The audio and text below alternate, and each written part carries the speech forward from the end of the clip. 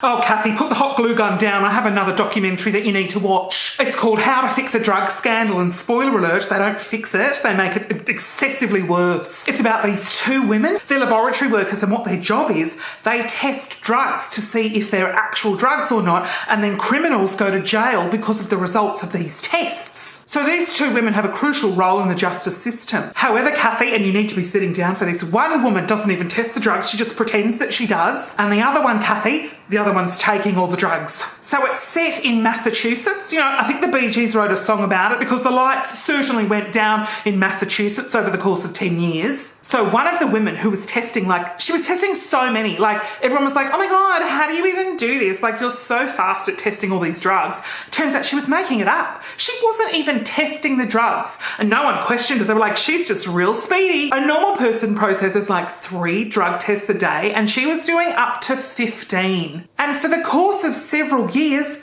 no one asked her how she's managing to be so productive. Meanwhile, you've got old Hot Fingers McGee on the other side of the state who's taking the drugs. She's testing them, but taking them at the same time. Oh, Kathy, and as per the theme of these Netflix documentaries, she's a homosexual. I mean, the homosexuals have really gotten a tough run over these last few documentaries. I mean, Joe Exotic's a terrible example. Luca Magnotta, I know, kills kittens. And old mate Sonia, well, she's just popping pills. And Kathy, if I'm going to be frank with you, I'd just really like to watch a documentary about homosexuals that don't kill animals, humans, or pop drugs. Oh, but there's a massive conspiracy that runs deep because it turns out they think the district attorneys know just how big of a scandal this is, and they try and hide evidence. So they bury all this evidence, but there's one lawyer that's like, I'm getting to the bottom of this no matter what. And it takes him years and years and years, and he finally sneaks in and steals some evidence and takes some photos of it. And then there's a high court decision. Oh my God, Kathy, over the course of 10 years, 3,000 criminals were put away because of these two women. Oh, and they were tossing out whether or not to let these 3,000 criminals out of jail.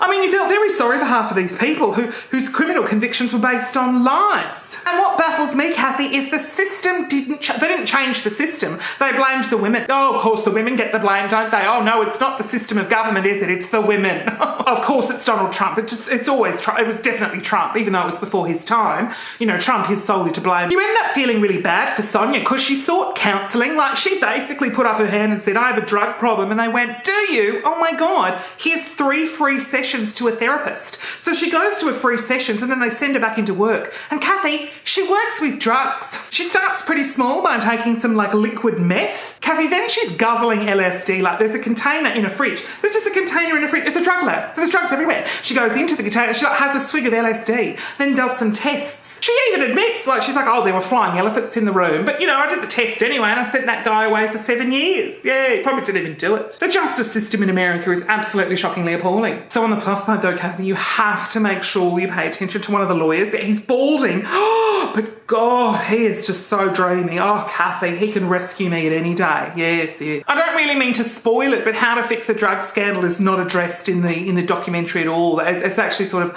How to Cause a Drug Scandal is really, it's a very misleading title.